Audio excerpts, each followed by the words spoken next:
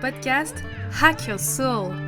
Je m'appelle Stéphane et ici, on va parler psychologie et développement personnel. Au travers de retours d'expérience, d'études scientifiques ou de mes lectures, je vous livre mes réflexions qui, j'espère, vous aideront à avancer dans la direction que vous souhaitez. Épisode 5. Définir et affronter ses peurs. Quand la peur s'installe, elle nous paralyse. Ça pince dans le ventre, ça serre la gorge, ça fait monter des bouffées de chaleur. Et dans la tête, on n'arrive plus à avoir les idées claires, car la peur monopolise toutes nos ressources. Alors si vous vous sentez bloqué par la peur, ça peut être la peur d'un échec en particulier, la peur d'aller parler à une personne que vous appréciez par exemple, ou la peur de demander une augmentation au travail, ou encore la peur de publier sur les réseaux sociaux. Bref, si vous n'arrivez pas à penser une situation à cause de la peur, cet épisode est fait pour vous. Aujourd'hui, je vais vous donner un exercice concret pour analyser vos peurs. J'ai d'ailleurs préparé un PDF que vous pourrez télécharger avec toutes les explications et la trame des questions. Donc pas de panique si vous ne pouvez pas prendre de notes pendant l'épisode. Installez-vous confortablement et dans un deuxième temps, vous pourrez lire le PDF que je vous mets en lien dans les notes de l'épisode. Cet exercice, je ne l'ai pas inventé. Il vient de Tim Ferriss, qui l'a bien explicité dans une vidéo TEDx que je vous invite à aller regarder. En fait, ce n'est pas lui non plus qui l'a inventé. La source se trouve plutôt du côté des stoïciens. Cet exercice est un classique, je dirais, un classique des accompagnements, que ce soit du coaching ou de la thérapie. Pourquoi faire cet exercice et à quoi sert-il ? Typiquement, cet exercice peut vraiment être intéressant quand on se sent paralysé par la peur, ou paralysé par une situation en particulier, ou alors quand on rumine, ou qu'on procrastine, ou simplement quand on ressent de la peur pour faire un premier pas. L'idée, ça va être de passer au peigne fin la situation qui nous fait peur, pour essayer justement de sortir de cet état de sidération que produit la peur et de desserrer un petit peu l'emprise qu'elle a sur nous.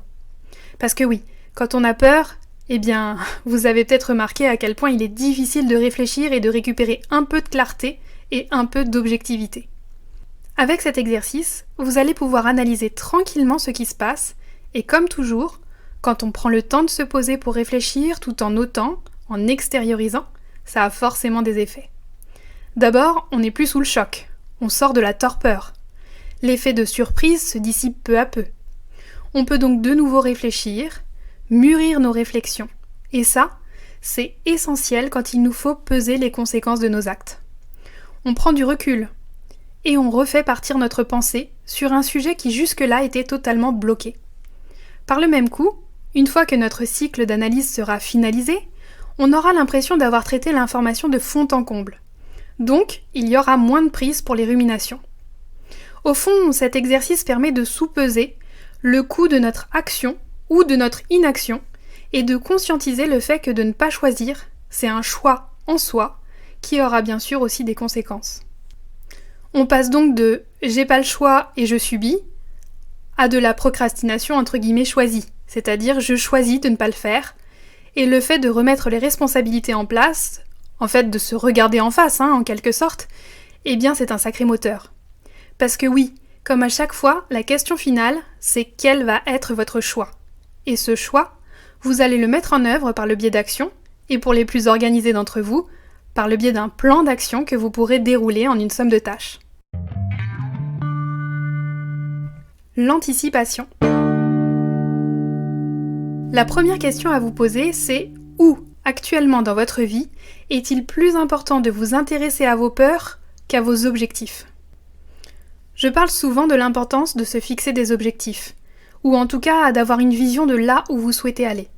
Sans ça, on est sur une barque qui suit le flot, ballottée un jour, emportée par le vent un autre jour, mais on ne sait jamais vraiment où on va. Pour certaines personnes, il est très difficile d'avoir cette vision et donc de définir des objectifs. Alors ça peut être par manque de hiérarchisation ou d'organisation de la pensée, et si vous êtes dans ce cas, je vous conseille de commencer par des petits objectifs sur des choses très concrètes et palpables, tels que le travail, le sport, l'alimentation, etc. En tout cas, des aspects très sectorisés de votre vie. Mais parfois, on n'arrive pas à toucher du doigt notre vision ni à élaborer notre objectif parce que la peur nous paralyse. On est toujours en train d'anticiper le pire dans la vie, dans le travail, dans les relations, et on préfère ne rien faire plutôt que d'aggraver la situation. Genre, je me pose dans un coin et je respire sans faire de bruit pour limiter la casse. Mais souvent, cette décision subie, ne rien faire, est une fuite ou une tentative de parade désespérée contre la peur qui surgit, un moyen de s'extirper d'une situation où l'on pense ne pas avoir le choix. Quand on vit en anticipant systématiquement le négatif, on peut vite être submergé par une vision noire de l'avenir. Et comment mieux s'en prémunir qu'en essayant de se faire tout petit et ne pas y penser ? Mais voilà, ça c'est sans compter sur les ruminations. Anticiper, c'est se projeter dans une certaine vision du futur. Si cette anticipation est chargée d'anxiété, de stress, alors il y a fort à parier que la souffrance induite par ce stress sera beaucoup plus intense que le moment redouté lui-même. Et le deuxième effet, c'est qu'on ne peut rien en faire de cette anticipation anxieuse. Parce que l'anticipation, en soi, c'est ni bon ni mal. Parce que quand elle n'est pas chargée de tout ce négatif, on peut même l'utiliser pour planifier, visualiser et analyser certaines situations. Je vous donne un exemple concret à propos de l'anticipation. J'ai une intervention à l'oral qui me stresse énormément. Si je me laisse grignoter par ce stress, je vais procrastiner et me préparer au dernier moment. Ou alors je vais ruminer la situation en me disant que je suis nulle, que je n'y arriverai jamais, ce qui m'empêchera de travailler efficacement. Je me fais des scénarios catastrophes, genre je vais me ridiculiser, je vais plus savoir quoi dire, je ne saurai pas répondre aux questions, etc. Là, on est vraiment dans une anticipation anxieuse. Alors qu'est-ce que ce serait d'anticiper sans cette charge négative ? Déjà, ce serait planifier la préparation.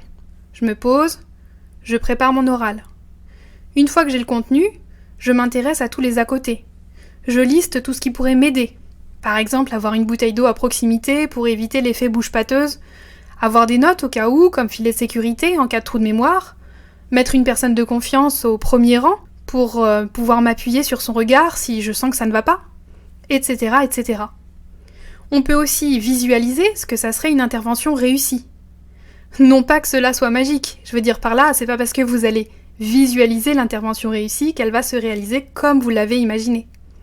En revanche, vous allez vous mettre dans la peau de celui qui a réussi son intervention. Et là, vous allez vous charger de sensations positives et bénéfiques. Vous allez avoir l'impression que c'est possible. Et si la visualisation est menée en s'appuyant sur un maximum de détails, eh bien vous découvrirez des manières de faire rassurantes auxquelles vous n'auriez même pas pensé sans ça. Des accessoires, des postures qui pourraient vous aider au cours de l'intervention. Alors vous allez me dire « Oui, mais on peut jamais tout anticiper, alors à quoi ça sert ? Il y aura toujours des imprévus. » Ok, oui, on ne peut pas tout anticiper, c'est sûr. Mais en se préparant au pire, à ce qui nous fait le plus peur, on passe de la personne inhibée par sa peur à la personne qui sait. Alors elle ne sait pas comment ça va se passer, bien sûr, mais elle sait ce que c'est, le pire pour elle, et comment elle peut s'en prémunir ou l'affronter. Donc l'incertitude est quand même réduite. Et surtout, on a fait de notre mieux pour se préparer. On est au max. Le chaos arrive ? Ok. Je ne sais pas comment ça sera exactement, mais j'ai quand même 2-3 outils auxquels je peux me raccrocher pour l'affronter, ce qui me donne un peu plus confiance. Récupérer du pouvoir sur nos choix. Comme je vous le disais dans l'introduction, cet exercice nous vient de la philosophie stoïcienne. Les stoïciens insistent particulièrement sur le fait qu'il est important de différencier ce qui dépend de nous ou non.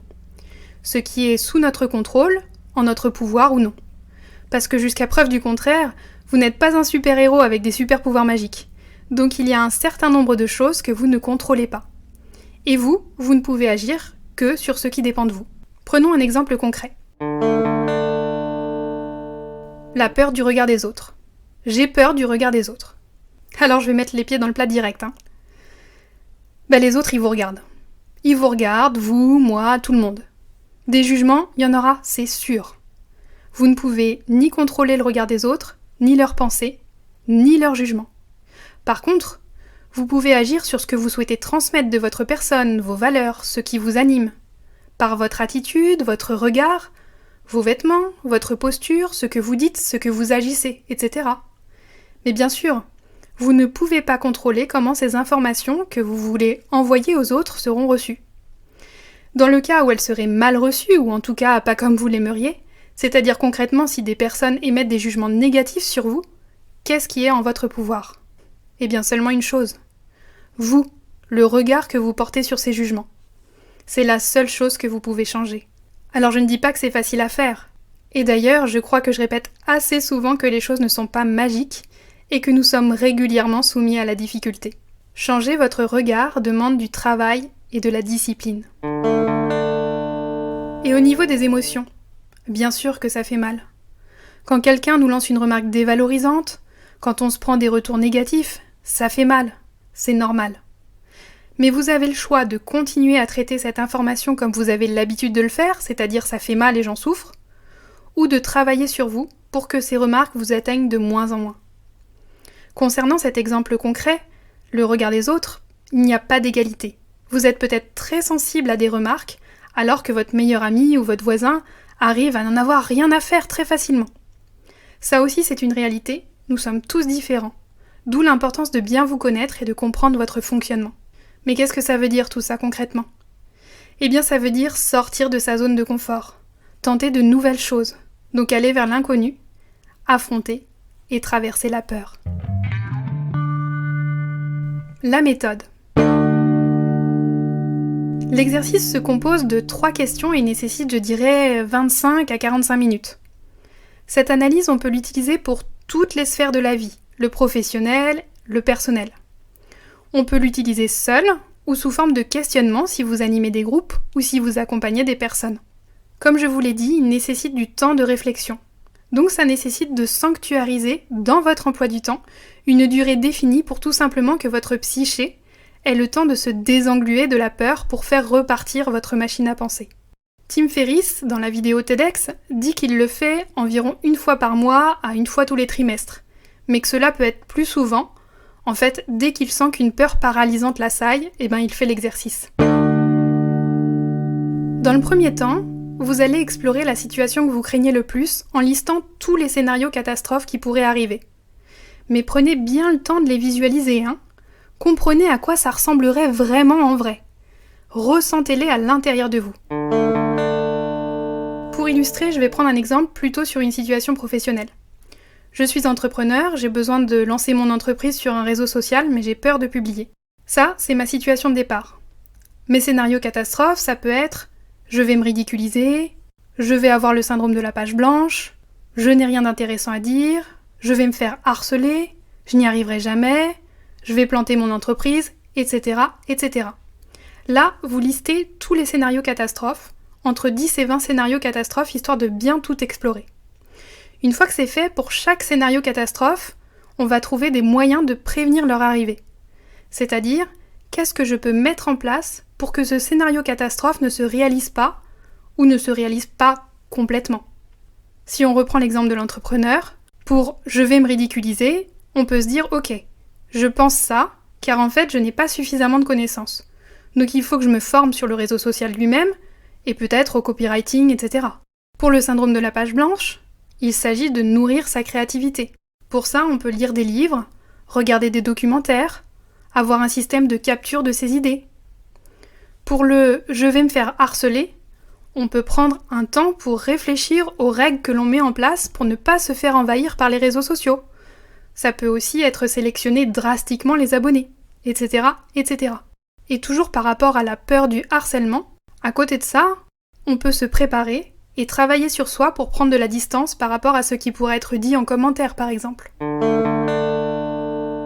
Une fois que c'est fait, on repart toujours de nos scénarios catastrophes, et on va réfléchir à des moyens de réparer la situation.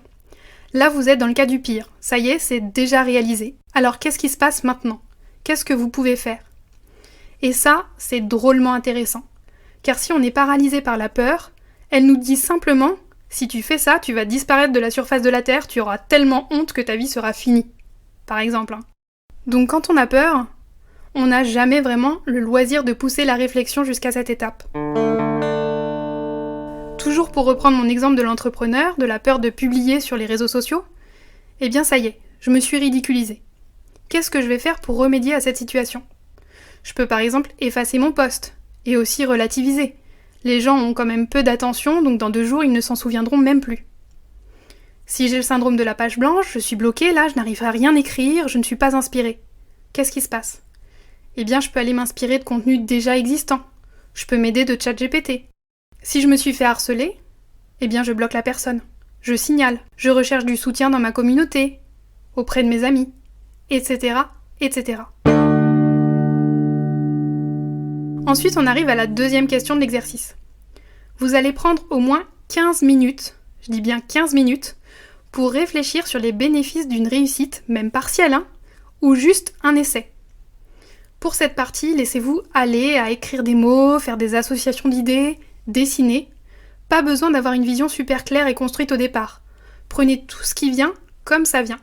Vous pourrez à la fin de votre quart d'heure rassembler vos pensées et vos émotions afin d'en faire une synthèse. Le troisième temps de l'exercice, c'est d'évaluer la situation de statu quo. Il ne se passe rien, vous ne passez pas à l'action, donc la situation actuelle se poursuit en quelque sorte. Cette partie est hyper importante. Parce que vous allez vous rendre compte des conséquences d'un non-choix. Et c'est en général ce qui aiguille le plus la prise de décision finale.